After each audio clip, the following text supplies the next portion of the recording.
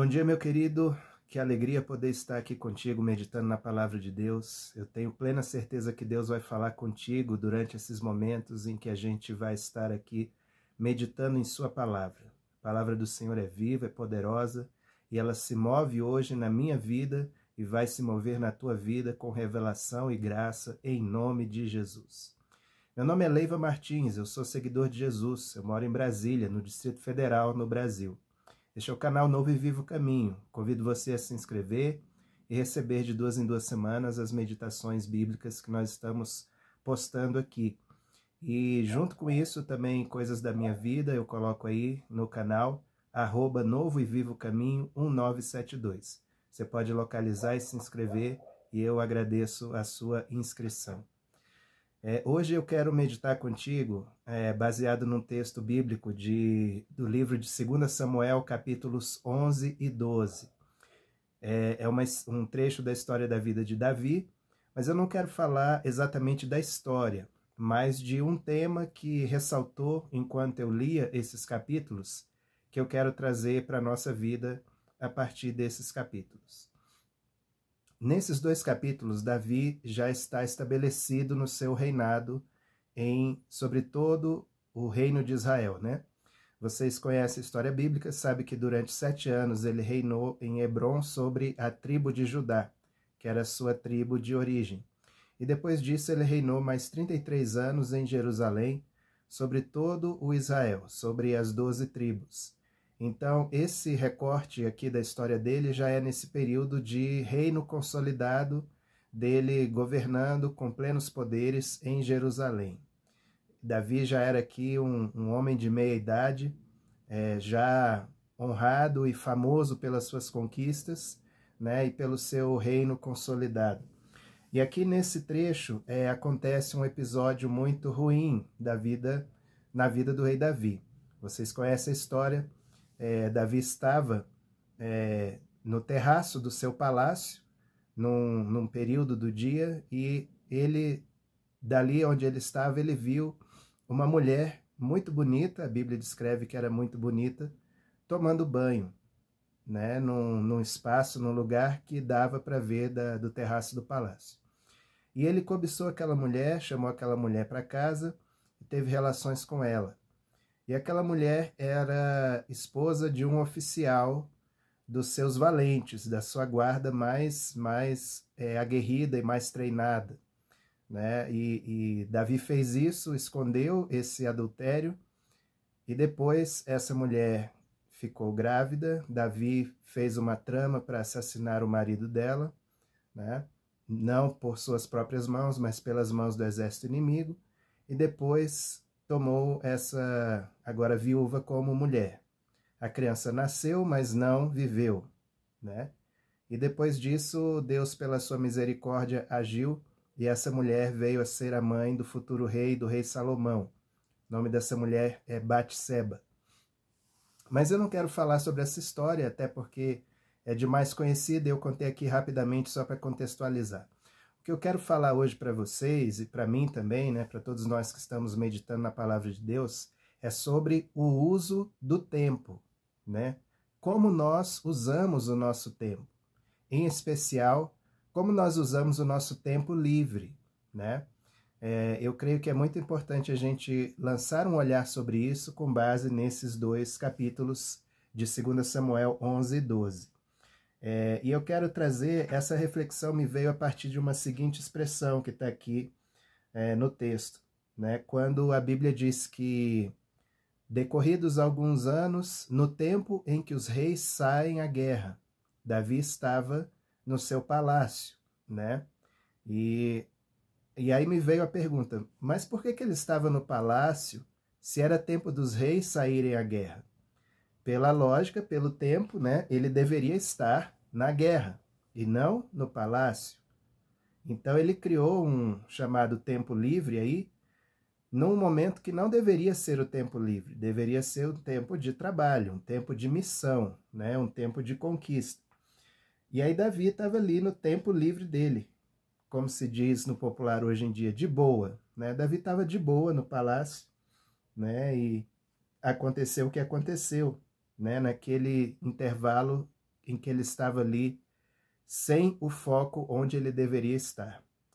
E esse é o ponto em que muitas vezes todos nós tropeçamos, né, quando perdemos o foco, principalmente nos tempos livres, tempos de descanso.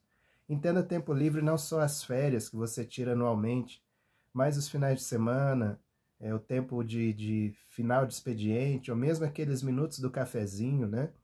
São momentos em que, ok, a gente larga mão, né, daquilo que é a nossa tarefa principal naquele momento, mas nós nunca podemos tirar férias ou devemos tirar tempo livre de Deus, né? Porque aí é que mora o perigo. Eu até entendo que Davi deveria estar pedindo um tempo livre, querendo ter um tempo livre, né? Talvez ele pudesse ter pensado, não, meu reino já está consolidado, eu não preciso ir necessariamente em todas as batalhas, deixa o exército lá, eles são competentes, são treinados, eu vou ficar aqui descansando.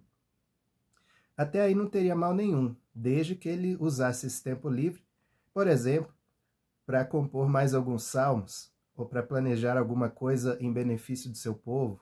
Enfim, várias coisas que ele poderia pensar e estar ali desfrutando, mas ele fez uma escolha muito ruim nesse tempo livre.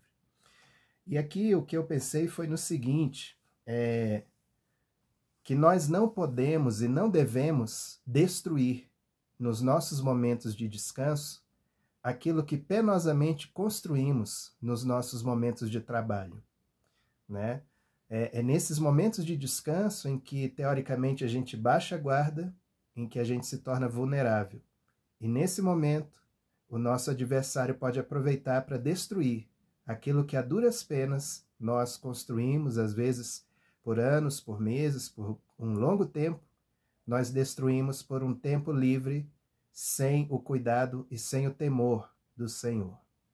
Então fica esse aprendizado aqui, que a gente não destrua nas horas vagas aquilo que construímos nas horas de trabalho. E outra reflexão que me veio aqui é que Davi estava tirando um tempo livre quando deveria ser o tempo de trabalho, né? E aí me fez lembrar de Eclesiastes capítulo 3, onde Salomão, com muita sabedoria, ele diz: há tempo para todo propósito debaixo do céu. Há tempo de ajuntar pedras, tempo de espalhar pedras. Há tempo de abraçar, tempo de deixar de abraçar. Há tempo de guerra, há tempo de paz.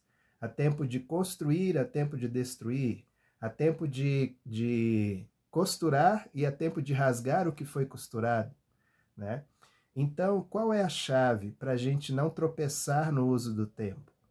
É justamente aquilo que Paulo complementa lá em Efésios, dizendo: vocês não podem andar como nécios, como tolos, mas como sábios, remindo o tempo, porque os dias são maus, procurando em tudo discernir e compreender qual é a vontade do Senhor. Assim nós faremos tudo o que precisamos fazer no seu devido tempo. Tirar um tempo de descanso é muito bom, é muito saudável, é muito prazeroso, mas até isso precisa estar debaixo do controle do governo e dos olhos do Senhor sobre as nossas vidas. Porque realmente o tempo de descanso é uma bênção dada por Deus, né? Deus, desde o princípio, determinou que o homem descansasse. Ele mesmo deu o exemplo, descansando no 7º dia, e ordenou ao homem que descansasse também em ciclos, né? Pode ser um ciclo diário, um ciclo semanal, um ciclo mensal, um ciclo anual, ou até de vários anos, né? Mas é saudável e necessário que a gente descanse. Quando a gente descansa, principalmente o nosso cérebro, ele reprograma todas as informações, ele joga fora o que não presta, ele reinterpreta e cria novos caminhos para aquelas questões que nos afligem.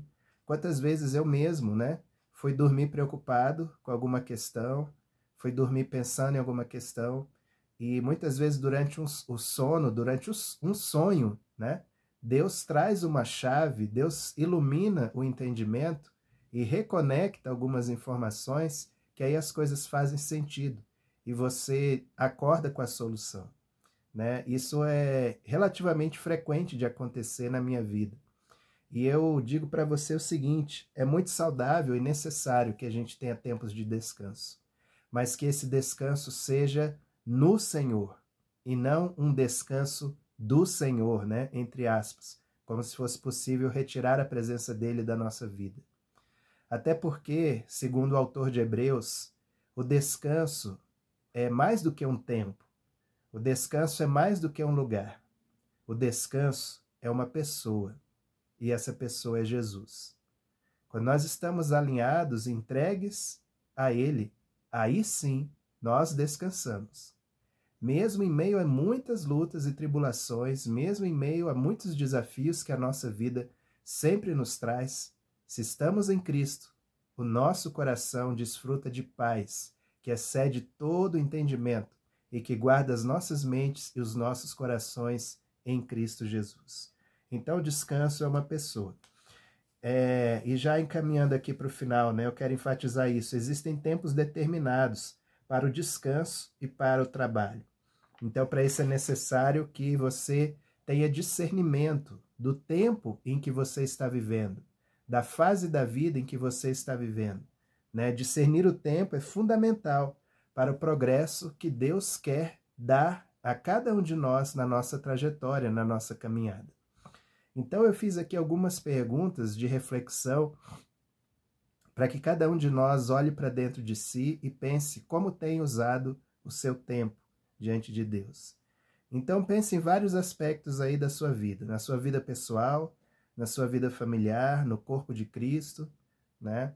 Dentro da sua localidade ou fora da sua localidade, você como cidadão, você como parte de um contexto, de um condomínio, de uma rua, de um bairro, enfim, de um ambiente de trabalho, de um ambiente educacional.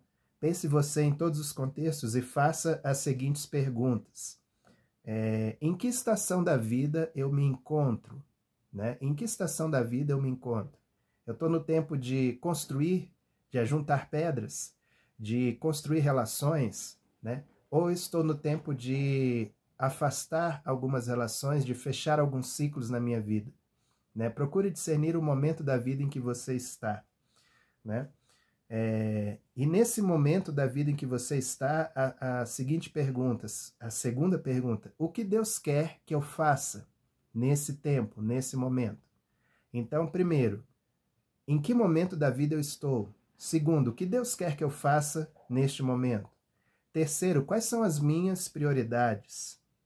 E quarto, o que eu pretendo alcançar num curto, médio e longo prazo? Né? Eu vou colocar isso aí no texto aí embaixo, enquanto eu falo, né, vai aparecer essas perguntinhas para você refletir. Então pense nisso nos seus contextos e discirna o tempo em que você está vivendo para que você possa ter êxito na sua caminhada. Fazendo assim, eu creio que você vai entender qual o seu papel e como você pode contribuir para cumprir o propósito eterno de Deus na sua vida. Discernindo o tempo, discernindo o momento e cumprindo aquilo que Deus quer para a sua vida em cada momento. Quero terminar essa meditação lendo aqui o texto de Efésios, capítulo 5, versículos 15 a 17, que diz assim: Portanto, prestem atenção na sua maneira de viver. Não vivam como os ignorantes, mas como os sábios. Os dias em que vivemos são maus. Por isso, aproveitem bem todas as oportunidades que vocês têm. Não hajam como pessoas sem juízo, mas procurem entender o que o Senhor quer que vocês façam. Amém? Então, deixa essa meditação para a sua vida nesse dia. Vamos orar e remir o tempo em oração em nome de Jesus. Obrigado, meu Deus, pela tua palavra, viva e eficaz, que nos edifica, que nos transforma, que nos restaura, Senhor. Nesse dia, eu quero, Senhor, lançar essa palavra, Senhor, sobre todos aqueles que ouvem, Pai, aqueles que têm recebido, que faça sentido, Senhor, e que seja luz para a sua caminhada, Pai. Que o tempo, Senhor, seja resgatado, Senhor, daqueles que têm perdido tempo, Senhor, com coisas que não constroem, que não edificam. Que o Senhor possa dar sabedoria e graça no uso do seu tempo. Muitos aqui precisam de descanso, Senhor, mas verdadeiro descanso em Deus, Pai. Deus, revela, Pai, a cada um destes, ó Pai, o que é descansar na pessoa de Jesus, o que é desfrutar do descanso e da paz e do refrigério da alma que está em Cristo, Senhor. Assim eu te peço, Senhor. Assim eu te peço que o Senhor nos ensine cada dia a viver a nossa vida de uma maneira que te agrade e que o Senhor Jesus seja glorificado em tudo que fizermos, Senhor. Assim nós oramos e te agradecemos em nome de Jesus. Amém e amém. Amém, meu querido. Muito obrigado por ter me ouvido. Espero que você tenha semanas abençoadas na presença de Jesus. Compartilhe essa palavra com mais 3 pessoas aí do seu convívio. Aproveite a oportunidade e compartilhe essa palavra que eu creio que vai edificar mais pessoas por meio da tua vida. Amém? Em nome de Jesus, tenha uma excelente semana, excelentes semanas na presença de Jesus e seja luz.